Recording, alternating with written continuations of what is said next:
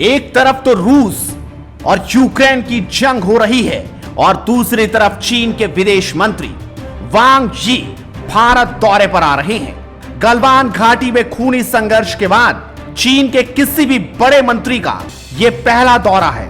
अगर सब कुछ सही रहा तो चीन के विदेश मंत्री वांग यी इसी महीने के अंत तक भारत की यात्रा पर होंगे। कोरोना वायरस महामारी और गलवान घाटी हिंसा के बाद चीन के किसी बड़े नेता की यह पहली भारत यात्रा है।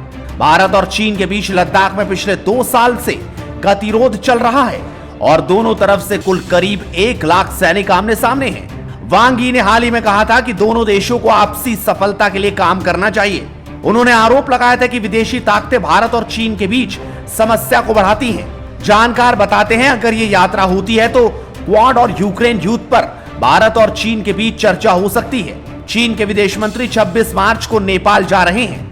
माना जा रहा है कि वांग यी 24 से लेकर 26 मार्च के बीच भारत आ सकते हैं। हैरानी की बात तो यह है कि ये यात्रा ऐसे समय पर हो रही है जब रूस ने यूक्रेन में 21 दिनों से जंग छेड़ी है। भारत रूस चीन के RIC ग्रुप में चीन साल 2022 में अध्यक्ष है।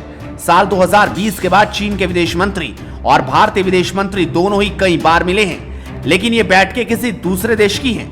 भारत ने चीन को साफ कर दिया था कि द्विपक्षीय रिश्ते में सुधार लद्दाख में सीमा विवाद सुलझाने के बाद ही होगा। साथ ही इसको सुलझाने की जिम्मेदारी भी चीन की ही होगी।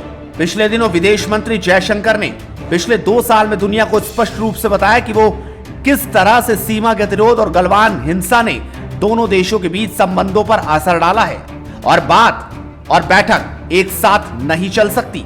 अब देखना होगा कि चीनी विदेश मंत्री भारत आकर क्या कहेंगे। इस वीडियो को शेयर जरूर कीजिए और लगातार जुड़ रही है हेडलाइंस इंडिया के साथ।